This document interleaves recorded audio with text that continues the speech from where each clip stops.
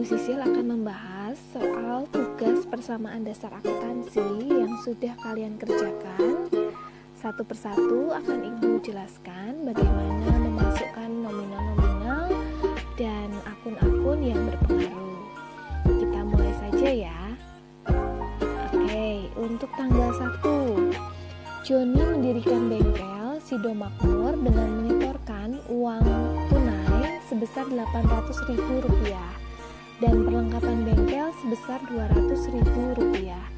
Nah, di sini karena dia menyetorkan uang, maka kasnya bertambah sebesar Rp800.000 dan perlengkapan sebesar Rp200.000. Berarti total modal yang disetorkan yaitu sebesar 1 juta. Jadi 1 juta dapat dari 800 ditambah 200, maka ketemu modalnya sebesar 1 juta rupiah. Oke, tanggal berikutnya, tanggal 2, Joni membeli perlengkapan bengkel secara tunai seharga Rp100.000. Nah, karena Joni membeli perlengkapan bengkel, perlengkapan di sini artinya barang-barang yang cepat habis ya, misalnya oli, baut gitu ya, yang sifatnya cepat habis. Nah, karena di sini membelinya secara tunai, maka Joni langsung membayar perlengkapan tersebut. Maka kita membayarnya dengan menggunakan kas. Nah, di sini kasnya 100.000, jangan lupa menggunakan tanda kurung ya.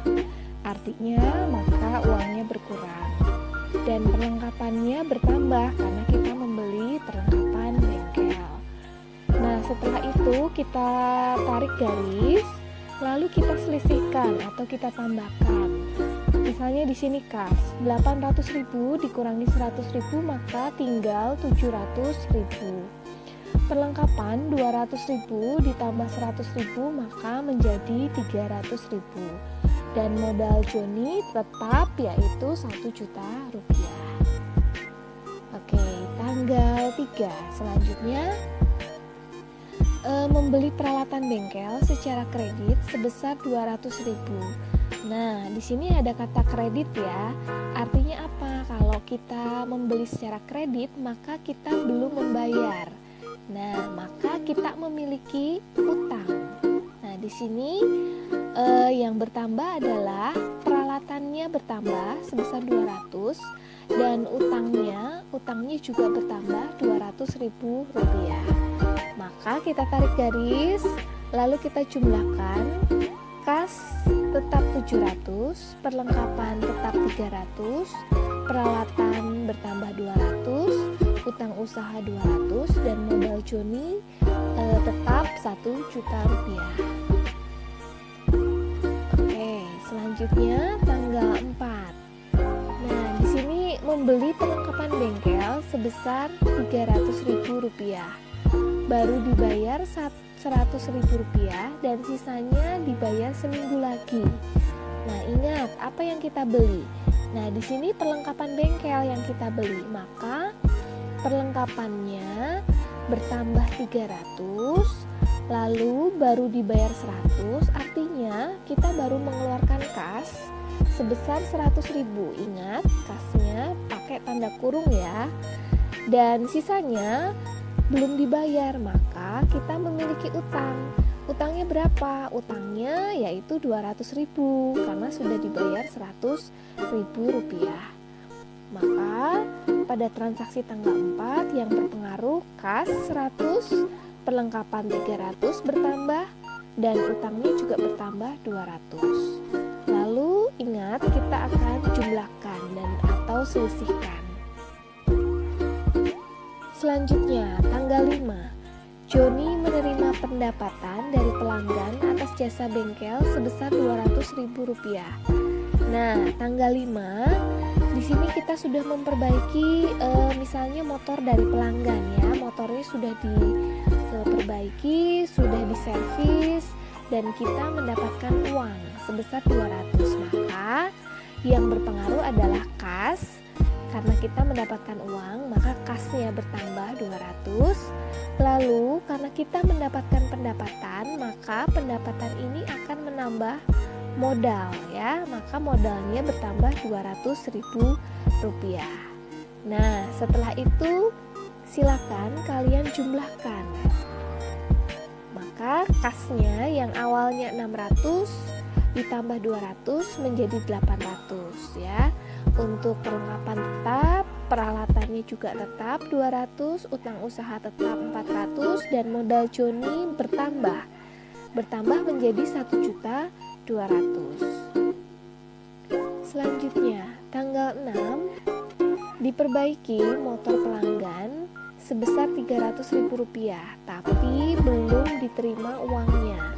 Nah, ini ceritanya kita sudah memperbaiki motor ya. Motor pelanggan sudah kita servis, kita perbaiki. Nah, karena si pelanggan ini belum membayar, maka kita belum menerima uang. Ya, maka kita belum menerima uang. Pelanggan masih memiliki utang kepada kita. Ya, pelanggan masih memiliki utang kepada kita, maka kita menganggapnya yaitu sebagai piutang. Ya, orang lain utang terhadap kita, maka kita menganggapnya sebagai piutang. Maka di sini piutangnya bertambah 300.000 dan modalnya bertambah 300 ya, karena ini sudah menjadi pendapatan kita. Maka modal Joni juga bertambah Rp300.000. Setelah itu kita tambahkan ya, kita tarik garis lalu ditambahkan dengan transaksi yang sebelumnya ya. Oke, tanggal 7 membayar gaji karyawan bengkel sebesar 50.000. Nah, karena di sini kita membayar, maka artinya apa? Kita mengeluarkan uang. Maka kas perusahaan berkurang. Ingat, kalau berkurang kasnya maka pakai tanda kurung ya. Di sini 50.000 itu menggunakan tanda kurung, artinya kasnya berkurang. Lalu karena kita membayar beban gaji ya, beban gaji ini akan mengurangi modal. Maka modalnya berkurang 50.000. Jadi ingat, semua beban-beban yang ada di perusahaan, salah satunya adalah beban gaji, itu akan mengurangi modal ya. Beban-beban yang ada di perusahaan sebetulnya ada banyak ya, tidak hanya beban gaji, bisa beban iklan, bisa beban telepon, bisa beban listrik, bisa beban air, dan lain-lain. Selanjutnya, tanggal 8 diterima pendapatan atas jasa bengkel sebesar Rp100.000. Nah, di sini kita sudah menservis motor dari pelanggan. Nah, pelanggan langsung membayar sejumlah 100.000. Maka ingat, uang perusahaan bertambah, maka kasnya bertambah Rp100.000 ya. Lalu pendapatan kita juga bertambah, maka modal kita juga bertambah Rp100.000. Jadi ingat, yang bertambah adalah kas dan modal ya. Setelah itu kita jumlahkan. Di sini kas 750 ditambah 100.000 maka ketemu 850.000. 300.000 piutangnya tetap, perlengkapan 600.000 tetap, peralatan 200.000 tetap, utang usaha 400.000 tetap, sedangkan modal bertambah menjadi 1.550.000.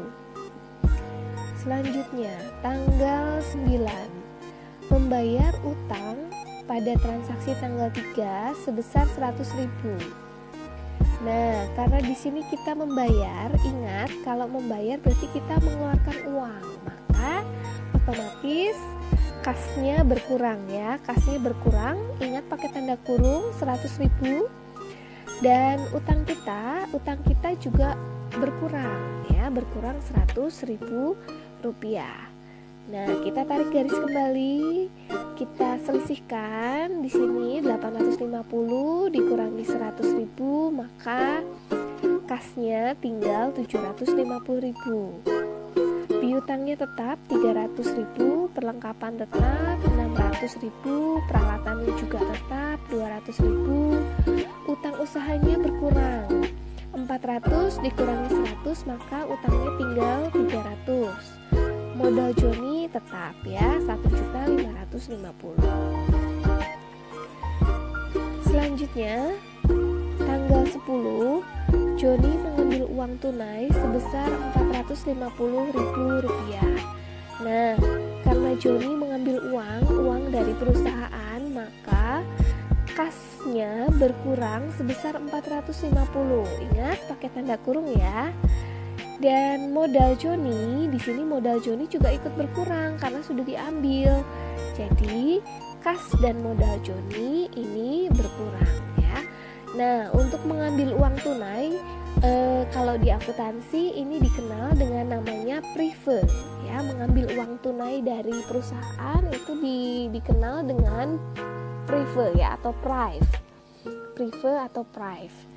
Nah, maka setelah itu kita selisihkan 750 dikurangi 450, maka kasnya tinggal 300, piutangnya tetap 300, perlengkapannya 600, peralatannya 200, utang usahanya 300, dan modal Joninya berkurang sehingga menjadi Rp1.100.000. Nah, kalau sudah selesai transaksi tanggal 1 sampai tanggal 10 sudah selesai, lalu kita jumlahkan aktivanya berapa dan pasifanya berapa.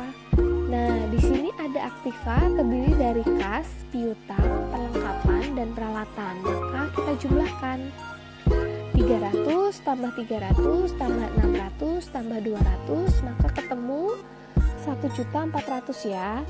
Dan di sini pasifanya adalah 300.000 ditambah 1.100.000, maka ketemu 1.400.000. Coba kalian lihat, jumlah aktiva sama dengan jumlah pasifa.